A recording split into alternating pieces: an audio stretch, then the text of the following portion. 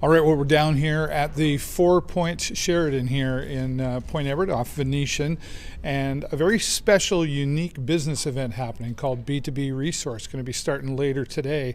And a keynote speaker, you might recognize him, he gets around in the community quite a bit, but this is Lee Vijayabalan. Thank you so much for joining me here, Lee. No problem, happy to join you for the video. Yeah, this is an exciting, unique event, and I'm excited because I'm going to get to see you speak. And I've been hearing John Musgrave spoke very highly of you, talking about artificial intelligence, and we'll get into what you're going to be talking about. But talk about RocketGrowth.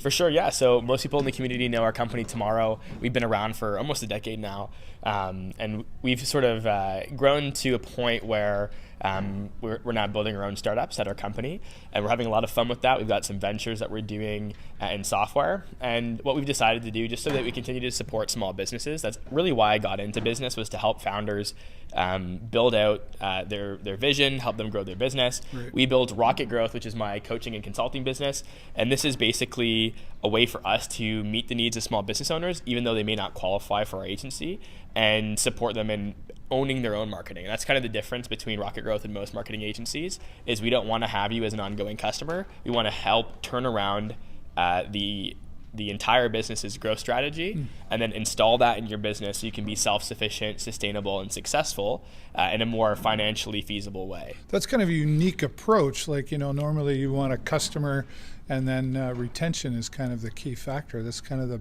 for sure other way of looking at it. And I think that most of the incentives for agencies are driven by the incentives for agencies, and it doesn't really align with the incentives of businesses.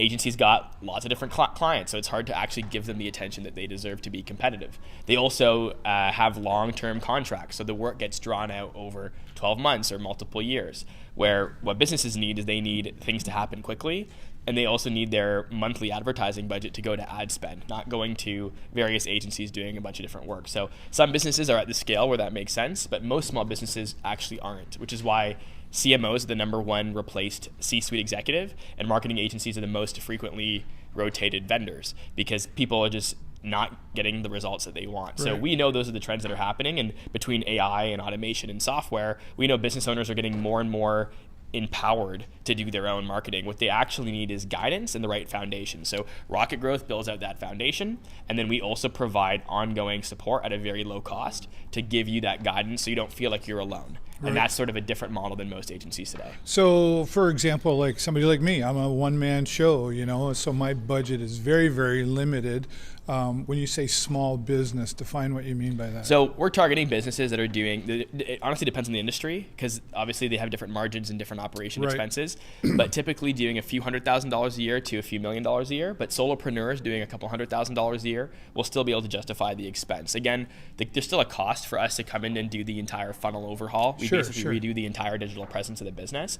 So you have to be doing a certain amount of revenue for that to be justified, or if you're a startup business that has big goals and you want things to be done the right way, then it makes sense for them as well. Perfect. You mentioned artificial intelligence in there, and actually I can one-to-one relate to your sharing your experience with me. I use it all the time now, thanks to you. But talk about the impact of that on businesses. A lot of people are really scared of artificial intelligence because they've watched a lot of movies, right? Absolutely. And I think today we're not dealing with Terminator, but we are dealing with sort of an equivalent when it comes to knowledge work. And when I say that, I mean that just it's an order of magnitude more than people can kind of perceive the impact it's going to make in the business. 2 years ago, I was using AI maybe a couple hours a day. Today, I literally use it all day long. It's actively operating as a co-pilot in my work. And I've got 2 different platforms that I'm using pretty much 24/7 in my personal life and in work. And now it's filling out my schedule, my time. I'm using it all the hours of the day, but its efficiency is just going to continue to scale up. So again, that's part of the reason why we think business owners can start to control more of their marketing, because they're going to have that artificial intelligent professional consultant at their disposal. But it's also going to mean generating text and video and images and ad copy and writing emails and coming up with strategies that are going to be a lot quicker. And a lot of business owners, the #1 thing we hear is they're too busy working in the business to work on the business. Well, AI is going to help you work in the business less and work on the business more efficiently. So yeah, that's a great explanation, and it's so true. And I'm having a lot of fun with it too, by the way. You're going to be speaking. You're the keynote speaker here today. What, for people coming to this free event, what can they expect to hear from you?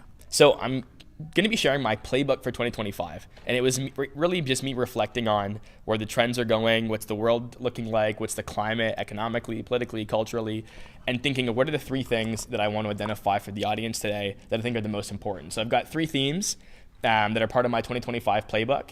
And I think they're going to be relatable to anyone that's B2B, B2C, whether you're a small business or a big business, whether you're sophisticated or unsophisticated in your marketing.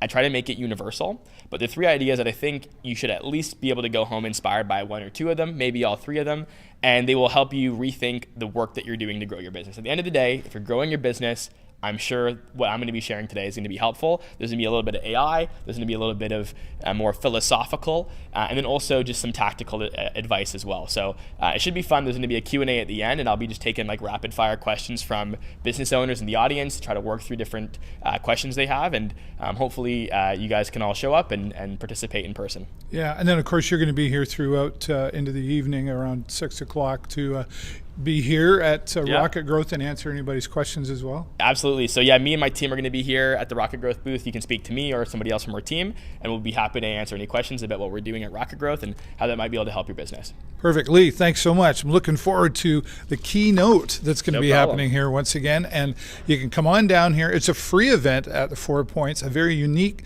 networking event. Nobody's really standing here trying to sell you a whole bunch of stuff. Here's my flyer, all that. The experts are here, and today is a great day to come out and meet with them. Thanks again, Lee, and thanks to all of you. As always, I'm David Burrows. Thanks for watching.